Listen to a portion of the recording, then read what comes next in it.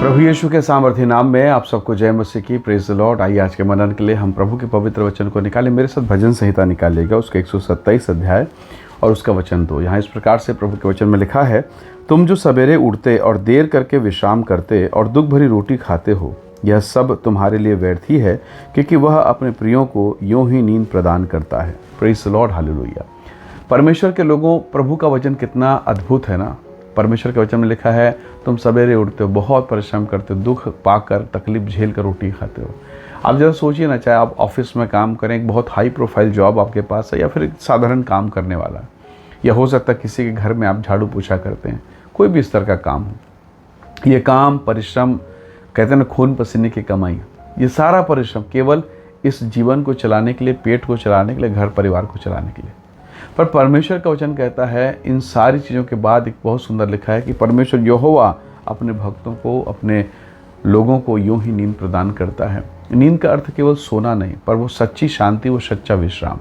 आज बहुत घरों में बहुत सुंदर बिस्तर है, बहुत अच्छा घर है, बहुत अच्छा माहौल है, परिवार है, पर परिवार के भीतर में जो कड़वाहट है, लड़ाई और झगड़े हैं। कई परिवार में कर्ज का बोझ है, किसी किसी घर में धन संपत्ति बहुत है, सब कुछ है, बच्चों की शादी नहीं हो रही है। कई परिवार में ऐसा है कि शादी ब्याह सब कुछ बहुत अच्छा है, पर संतान की आशीष नहीं मिली। आपने बिजनेस लगाया, वो बिजनेस रुक जाता है, नुकसान हो जाता है, दुकान बंद हो जा रही है। कई ऐसी तकलीफ़ें हैं। हम परिश्रम बहुत कर रहे हैं, बहुत प्रकार के नियमों का पालन कर रहे हैं, पर नथिंग, कुछ हो नहीं रहा है। और ऐसा कि बड़ा तकलीफदायक स्थिति में आकर फंस गए हैं, और तब ऐसा लगता है कि मेरी सहायता कौन करेगा। पर जब आप इसी वचन को पढ़ेंगे ना, ऊपर के भाग को, भजन संहिता की पुस्तक के 127 के 1 वचन को, तो वहाँ पर सुंदर तरीके से प्रभु का वचन शुरुआत होता है। लिखा है, यदि घर को यहोवा ना बनाए। तो मैं कहता हूँ, यदि घर को यहोवा ना बनाए, या बिजनेस को यहोवा ना बनाए, या परिवार को यहोवा ना बनाए, या आपके जीवन को, आपकी ज़िंदगी को अगर परमेश्वर ना बनाए, तो आप और मैं, हम सब जो बना रहे हैं, हमारा परिश्रम व्यर्थ होगा।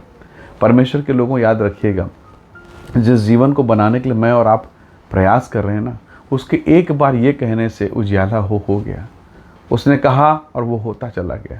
तो जिस परमेश्वर के पास इतनी बड़ी शक्ति है, जो सारी शक्ति, सारी सामर्थ और जो सारी योजना का केंद्र है, वो आपका पिता है, आपका परमेश्वर है।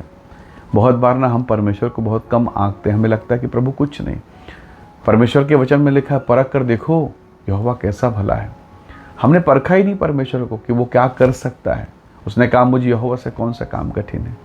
तो कई बार हम कठिन कठिन कामों को खुद लेते हैं और खुद परेशान होते हैं। हम परिश्रम कर रहे हैं, हम दुख में, हम परेशानी में हैं, और हमें समझ में नहीं आ रहा करना क्या है। तो प्रभु का वचन कहता है, हे बोझ से दबे लोगों, मेरे पास आओ और मैं तुम्हें विश्राम दूंगा। तो सच्चा विश्राम, सच्ची शांति, सच्चा अनुग्रह जब परमेश्वर हमें निःशुल्क दे रहा है, फ्री में दे रहा है, तो लेने में क्या बुराई है। हालेलुया। फिर लेने में क्या अड़चन है? एक अड़चन है, वो ये है कि मैं खुद अपने समझ का सहारा लेता हूँ। संसार का सबसे बड़ा बुद्धिमान सुलेमान ने कहा, अपनी समझ का सहारा ना लेना। कन्फर्म है उसने लिया होगा, ठोकर खाया होगा, भटक गया होगा, और तब वो कहता है कि अपने समझ का सहारा ना लेना, संपूर्ण मन से, नीति वचन 3:5 में कहता है, संपूर्ण मन से यहोवा पर भरोसा रखना, उसी को स्मरण करके सब काम करना, और तब तेरे लिए वो सीधा मार्ग निकालेगा। जब प्रभु हमारे लिए सीधा मार्ग निकाल रहा है, तो क्यों हम अपने दिमाग लगाएं और अपने मार्गों को टेढ़ा करें। कई बार हम बहुत बुद्धि लगाते हैं। बेहतर है हम अपने बच्चों को, अपने घराने को, अपने परिवार को परमेश्वर के हाथों में सौंप दें। जब आपका शरीर बिगड़ता है, आप डॉक्टर को हैंडओवर कर देते हैं, फॉर्म में साइन कर देते हैं, जिए मरे मेरी जिम्मेदारी, कुछ हो जाए मेरी जिम्मेदारी। ऑपरेशन आप कर रहे हैं? नहीं, ऑपरेशन डॉक्टर साहब कर रहे हैं, पर आप कहते हैं मेरी जिम्मेदारी। डॉक्टर कभी लिख के दे रहे हैं मेरी जिम्मेदारी? नहीं, ऑपरेशन वो कर रहा है, आपको बताया गया, और आप कहते हैं हाँ मेरी जिम्मेदारी, कुछ होगा तो मैं कुछ भी नहीं करूँगा, मेरी जिम्मेदारी। प्रभु के लोगों, आप एक कंसर्न फॉर्म भर के देते हैं।